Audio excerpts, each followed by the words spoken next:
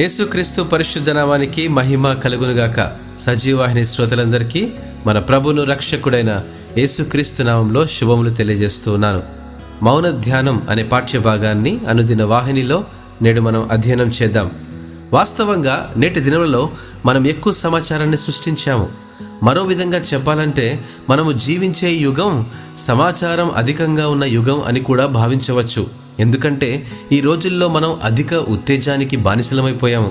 ఆధునికతలో మనకు చేరువయ్యే వార్తలు మరియు జ్ఞానం యొక్క నిరంతర దాడి మన మనసులను నియంత్రించగలవు.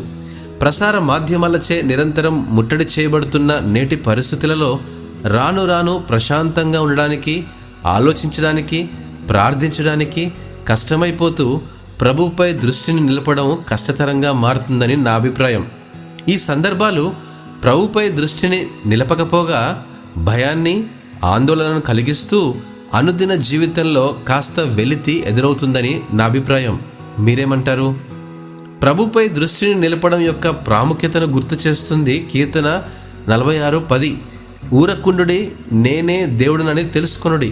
అవును ప్రియమైన వారలారా, బైబిల్ చదివి ప్రార్థించి దేవుని మంచితనాన్ని, గొప్పతనాన్ని గురించి ఆలోచించడానికి కొన్నిసార్లు మౌనంగా ధ్యానించే సమయం అంటే క్వైట్ టైం అన్నది ప్రతి దినములో ప్రాముఖ్యమైన భాగం అని గ్రహించాలి.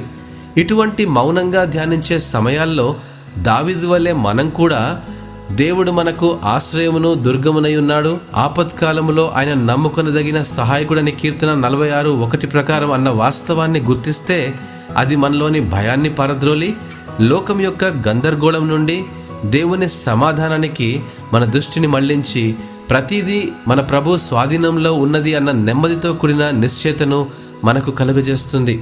మన చుట్టూ ఉన్న పరిస్థితులు ఎంత గజిబిజిగా ఉన్నా మన పరలోకపు తండ్రి యొక్క ప్రేమలో, శక్తిలో నెమ్మది, బలాన్ని తప్పక పొందుకోగలం. దేవుడు ఇటు మాటలను ఆశీర్వదించునుగాక. ఆమెన్.